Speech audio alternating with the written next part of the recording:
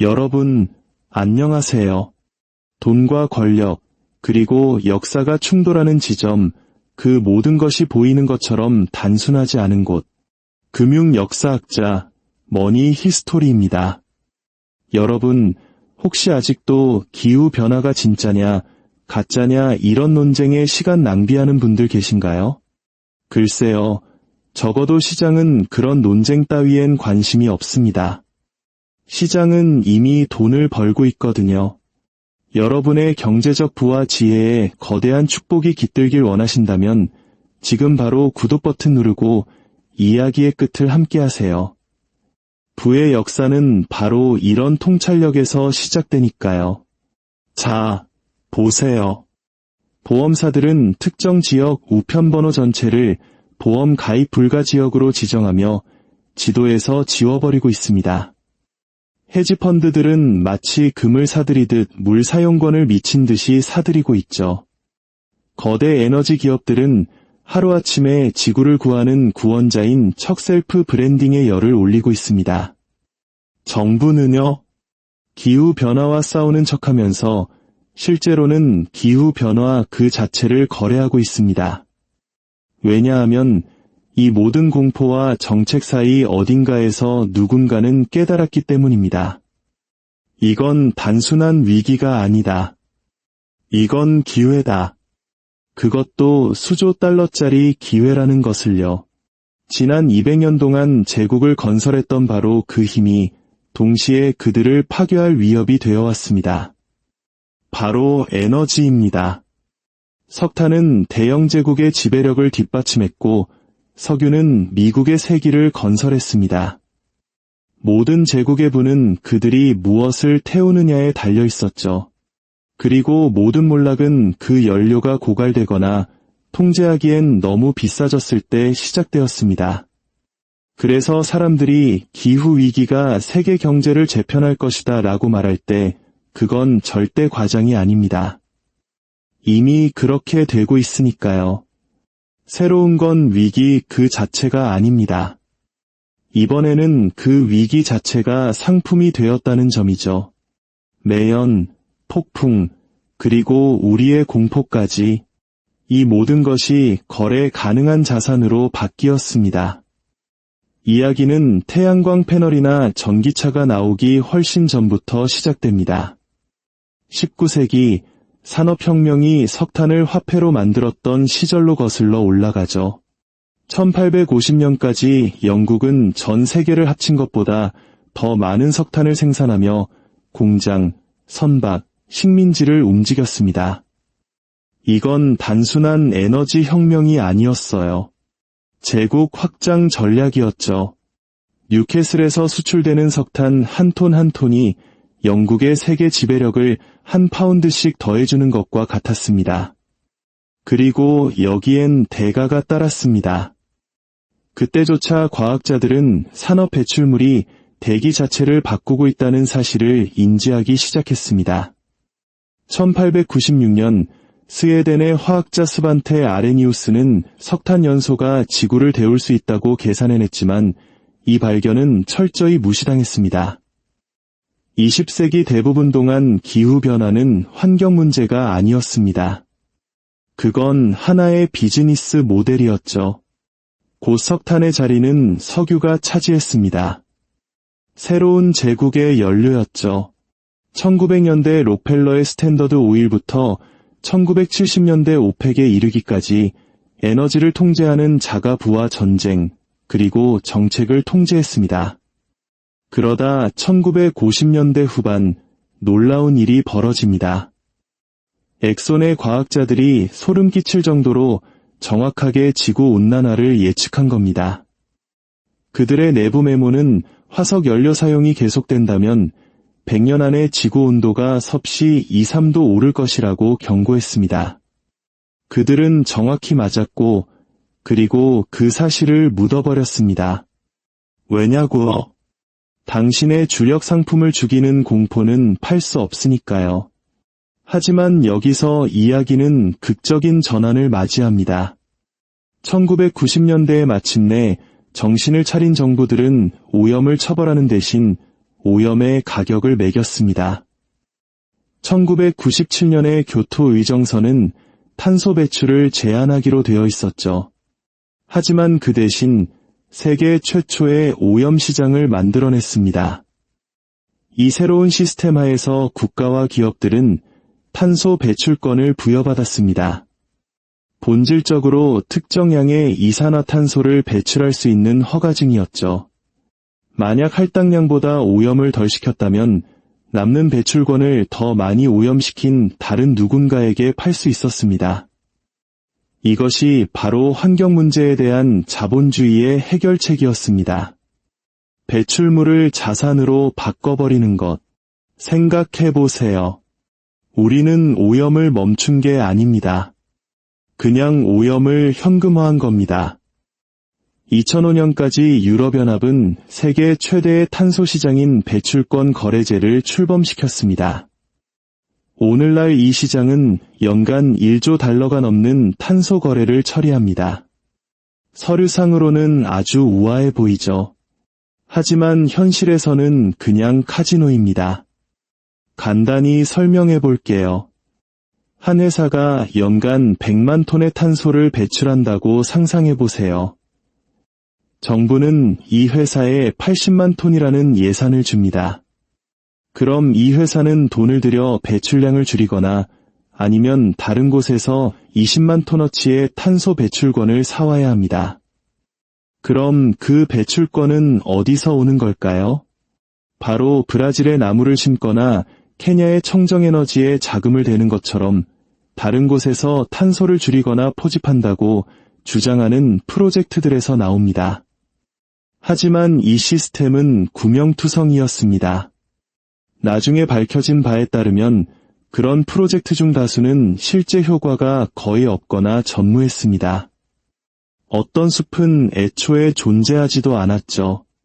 심지어 한 사례에서는 기업들이 이미 보호구역으로 지정된 땅을 보호하는데 돈을 지불하기도 했습니다.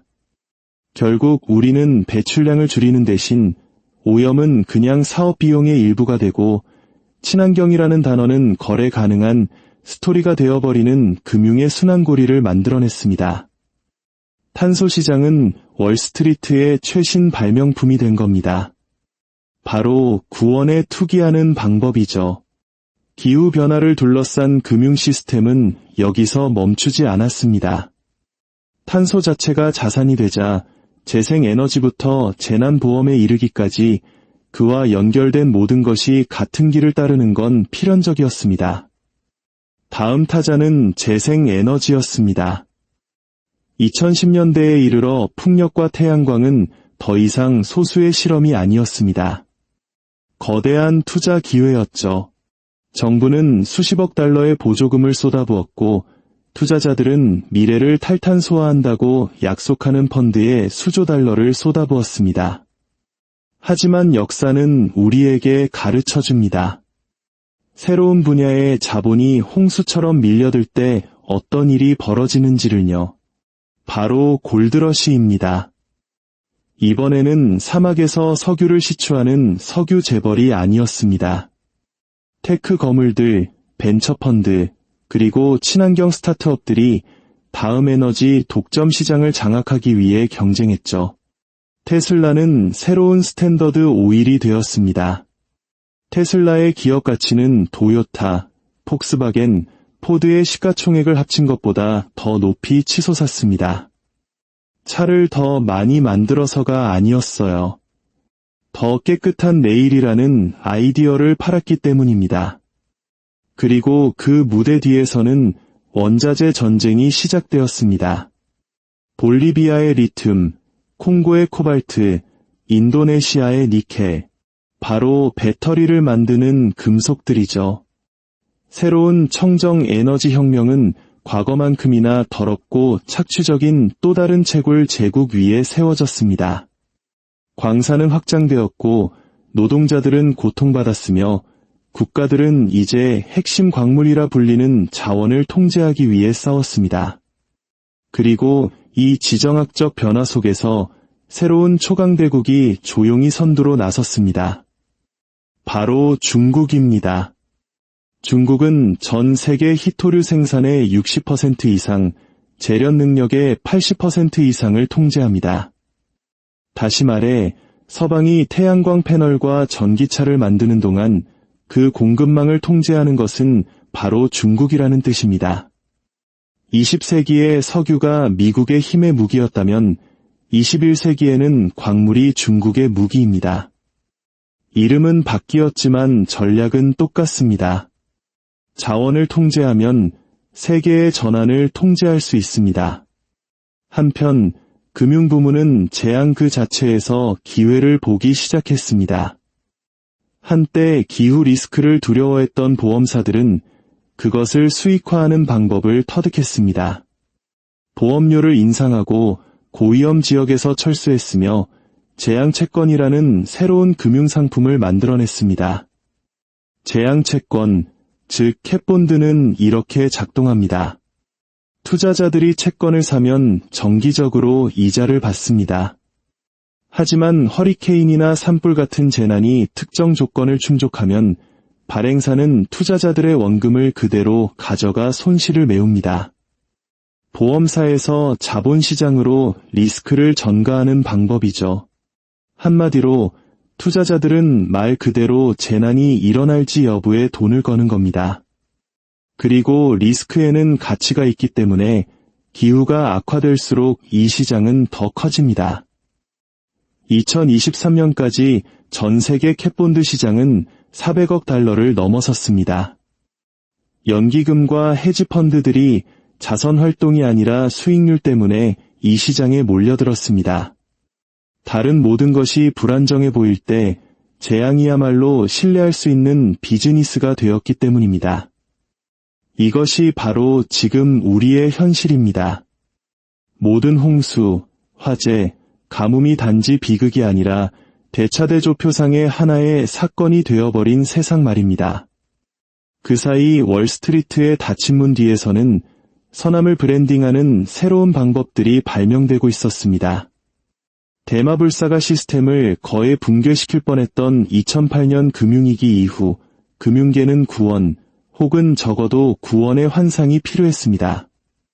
그 해답은 세 글자로 예쁘게 포장되어 나타났습니다. 바로 ESG, 환경, 사회, 지배구조 투자입니다. 아이디어는 충분히 단순했습니다. 당신의 도덕이 있는 곳에 돈을 투자하라는 것이죠. 지구를 아끼고 노동자를 잘 대우하며 윤리적으로 경영하는 회사에 투자하라는 겁니다. 이는 자본주의의 양심이 될 예정이었습니다. 하지만 시장에 나온 대부분의 좋은 아이디어들처럼 이것도 빠르게 변질되었습니다. 2022년까지 전 세계 ESG 자산은 40조 달러를 넘어섰는데 이는 지구상에 전문적으로 관리되는 모든 자금의 약 3분의 1에 해당하는 규모입니다. 모든 주요 은행, 연기금, 자산운용사가 자체 ESG 펀드를 출시했습니다. 그리고 나서야 작은 글씨로 된 약관이 보이기 시작했죠. 지속 가능이 실제로 무엇을 의미하는지에 대한 단일한 정의는 없었습니다. 한 회사가 수백만 톤의 이산화탄소를 배출하더라도 다양성 정책이나 정보 공개, 탄소 상세권 구매 같은 다른 항목에서 충분히 체크박스를 채우면 친환경으로 분류될 수 있었습니다. 화석연료 대기업들이 자랑스럽게 ESG 포트폴리오에 이름을 올렸습니다. 석탄 채굴 회사들은 갑자기 전환 계획을 발표했고 석유 회사들은 시추를 확장하면서 2050년까지 넷제로를 약속했습니다. 다시 말해 지속 가능성은 또 다른 마케팅 자산이 된 것입니다. 과거의 쓰레기 같은 모기지 채권에 AA 등급을 매겼던 바로 그 신용평가사들이 이제는 기후 미덕 점수를 팔았습니다. 그들은 윤리를 구독 서비스로 만들어버렸죠. 이 속임수는 심리적인 것이었습니다. 대부분의 투자자들은 지구를 파괴하고 싶어 하지 않습니다. 하지만 동시에 수익을 놓치고 싶어 하지도 않죠. ESG는 완벽한 중간 지점을 제공했습니다. 수익성을 유지하면서도 도덕적인 기분을 느낄 수 있는 방법. 그 결과는요? 수십억 달러가 위기를 초래한 바로 그 기관들로 다시 흘러 들어갔습니다. 단지 이번에는 녹색 라벨을 달고 있었을 뿐이죠. 이건 사기가 아니었습니다. 브랜딩이었죠. 정부들도 이 게임에 동참했습니다. 유럽과 북미 전역에서 녹색 부양책은 2020년대의 경제 엔진이 되었습니다. 미국의 인플레이션 감축법만 해도 기후 및 청정에너지 인센티브에 3,700억 달러 이상을 약속했습니다. 공식적으로는 배출량 감축이 목표였지만 실제로는 산업정책, 즉 행성 규모의 기업 보조금이었습니다. 기업들은 단순히 세금 공제를 받기 위해 줄을 선 것이 아니었습니다. 그들은 보조금을 중심으로 비즈니스 모델을 설계했습니다. 모든 전기차 공장, 모든 수소 프로젝트, 모든 배터리 공장 뒤에는 인센티브와 정치적 로비의 흔적이 따라다녔습니다. 승자는 작은 혁신가들이 아니었습니다. 페인트 칠만 새로 한 똑같은 옛 거인들이었죠. 한편 기후 책임에 대한 담론은 지정학적 화폐가 되었습니다. 유럽연합의 탄소 국경 조정 제도는 본질적으로 수입품의 탄소 발자국에 따라 관세를 부과하는 것인데 이는 환경정의로 포장되었습니다. 하지만 동시에 경제적 지렛대이기도 합니다. 기후라는 이름으로 다른 나라에 세금을 부과하면서 유럽 산업을 보호하는 것이죠. 그리고 오랫동안 배출의 악당으로 그려졌던 중국은 조용히 판을 뒤집었습니다. 중국은 세계 최고의 태양광 패널, 풍력 터빈, 전기차 배터리 생산국이 되었습니다. 지구를 구하기 위해서가 아니라 그 공급망을 지배하기 위해서였죠. 서방 국가들은 생산을 아웃소싱한 다음 그 기술을 프리미엄을 붙여 수입했습니다. 다시 한번 제국은 동쪽으로 이동했습니다. 정복을 통해서가 아니라 공급 유존성을 통해서 말이죠. 이 모든 것의 배후에는 동일한 실이 흐릅니다. 바로 희소성의 통제입니다. 탄소 배출권이든 핵심 광물이든 녹색 기술 특허든 병목 현상을 통제하는 자가 세계를 통제합니다. 그리고 기후위기는 새로운 종류의 희소성을 만들어냈습니다. 석유나 가스의 희소성이 아니라 안정성 그 자체의 희소성이죠. 보험사들은 더 이상 특정 지역 전체를 보증하지 않습니다. 은행들은 주택담보대출 금리에 기후 리스크를 반영합니다. 농업펀드들은 가뭄에 강한 농지에 베팅합니다. 모든 데이터 모델은 재앙을 수익률로 전환합니다. 시장은 기후 변화를 부정하지 않습니다. 오히려 그것에 의존하죠. 자본이 미래를 평가하는 방식을 보면 가장 명확하게 알 수 있습니다. 전통적으로 금융은 미래 가치를 할인합니다. 내일의 1달러는 오늘의 1달러보다 가치가 낮죠. 하지만 기후 경제는 그 방정식을 뒤집습니다. 예측이 나쁠수록 그에 대한 대비책의 가치는 더욱 높아집니다. 물 사용권, 농지, 고도가 더 높은 해안과 부동산. 이 모든 것들은 사람들이 재앙을 가격에 반영함에 따라 조용히 가치가 오르고 있습니다. 어떤 헤지펀드들은 이것을 기후 알파라고 부르기까지 합니다. 환경적 혼돈을 예측함으로써 얻는 추가 수익이라는 뜻이죠. 이것이야말로 가장 순수한 형태의 재난 자본주의입니다. 아이러니가 거의 시적일 정도입니다. 수세기 동안 우리는 성장을 위해 자연을 담보로 삼았습니다. 이제 우리는 자연의 붕괴를 같은 방식으로 이용하고 있습니다. 하지만 공포가 경제 엔진이 된 것은 이번이 처음이 아닙니다.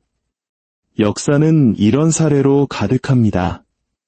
냉전 시대에는 억지 논리하에 국방 예산이 치솟았습니다. 편집증을 통한 이익 창출이었죠. 11분의 9 이후에는 보안 산업이 폭발했습니다. 감시를 통한 이익 창출이었죠. 그리고 오늘날 기후위기는 같은 곡을 연주하고 있습니다. 종말을 통한 이익 창출입니다. 시장은 문제를 해결할 필요가 없습니다. 그저 문제가 계속해서 수익성을 유지하기만 하면 됩니다. 물론 모든 것이 이렇게 냉소적인 것만은 아닙니다. 더 저렴한 태양광 패널, 배터리 저장 기술의 혁신, 지속 가능한 농업을 위한 새로운 모델 등 실제 혁신이 일어나고 있습니다. 하지만 더 큰 시스템은 그 진보가 결코 직선으로 나아가지 못하게 만듭니다. 돈이 방정식에 들어가는 순간 순수성은 불가능해지기 때문입니다. 자발적 탄소 상세 시장을 예로 들어봅시다. 이론적으로는 개인과 기업이 다른 곳의 녹색 프로젝트에 자금을 지원하여 배출량을 보상할 수 있게 합니다. 하지만 현실에서는 최소한의 감독만 있는 조각난 땜질에 불과합니다. 2023년 조사에 따르면 한 주요 인증기관이 발행한 열대우림 탄소 상세권의 90% 이상이 본질적으로 가치가 없는 것으로 밝혀졌습니다. 탄소를 흡수했다고 주장된 숲 전체가 이미 베어지거나 불타버린 후였죠. 그럼에도 불구하고 거래는 계속되었습니다. 왜냐하면 상세에 대한 믿음, 아니 환상이 사업에 좋았기 때문입니다. 항공사, 석유 대기업, 테크거인, 그리고 소비자 모두가 계속 나아갈 수 있게 해주었죠. 시간을 벌어주고 죄책감에 면죄부를 팔았습니다. 이것이 기후 경제에 대한 불편한 진실입니다. 이 경제는 믿음에 기반하여 번성합니다. 자연에 대한 믿음이 아니라 시스템이 부서질 때마다 스스로를 재창조할 수 있다는 능력에 대한 믿음이죠. 왜냐하면 진짜 비밀은 이것이기 때문입니다. 자본주의는 결코 위기를 낭비하지 않습니다. 적응하고 재포장하고 해결책을 판매합니다. 종종 문제를 일으킨 바로 그 사람들에게 말이죠. 이것은 음모론이 아닙니다. 연속성입니다. 지구가 불탈 때 부자들은 패닉에 빠지지 않습니다. 그들은 투자합니다. 억만장자는 뉴질랜드에 벙커를 짓고 테크 창업자는 파타고니아에 농지를 삽니다. 은행은 회복력 채권이라는 새로운 상품 라인을 개발합니다. 메시지는 일관됩니다. 생존은 프리미엄 상품이라는 것, 그리고 나머지 세상에게는 마이애미의 중산층 주택 소유주, 인도의 농부, 캘리포니아의 세입자에게 기후비용은 추상적인 위협이 아닙니다. 그건 사라져버리는 보험이고 2배로 오르는 식료품 가격이며 아무리 많은 풍력발전소가 지어져도 결코 저렴해지지 않는 전기요금입니다. 이것이 이야기를 다른 경제 변혁과 다르게 만드는 점입니다. 기후경제는 세상을 승자와 패자로 나누지 않습니다. 적응할 여유가 있는 자와 그렇지 못한 자로 나눌 뿐입니다. 바로 금수저와 흙수저의 세상처럼 말이죠. 위기는 탐욕을 만들지 않습니다. 그것을 드러낼 뿐입니다. 2008년 금융위기 전에 투자자들을 목이지 담보부 증권을 사게 만들었던 바로 그 심리가 이제는 그들을 탄소 선물과 기후 파생 상품을 거래하게 만듭니다. 우리는 스스로에게 이것이 혁신이라고 말하지만 그건 단지 현금화된 공포일 뿐입니다. 그래서 누군가 나는 기후변화를 믿지 않아 라고 말할 때 올바른 반응은 논쟁이 아니라 관찰입니다. 시장은 이미 투표를 끝냈습니다. 보험, 에너지, 농업, 기술 모두가 이미 가격에 반영했습니다. 자본이 당신을 대신해 믿어줄 때 당신의 믿음은 무의미합니다. 역사는 반복되지 않지만 이익과 함께 운율을 맞춥니다. 네덜란드인들은 튤립을 거래했고 영국인들은 차를, 미국인들은 석유를 거래했습니다. 이제 세상은 자기 자신의 생존을 거래하고 있습니다. 왜냐하면 기후변화는 우리 세기의 결정적인 위기일 뿐만 아니라 우리 세기의 결정적인 자산군이기 때문입니다. 그리고 붕괴에 대한 공포보다 더 강력한 유일한 것은 그로부터의 보호를 팔 수 있는 기회입니다.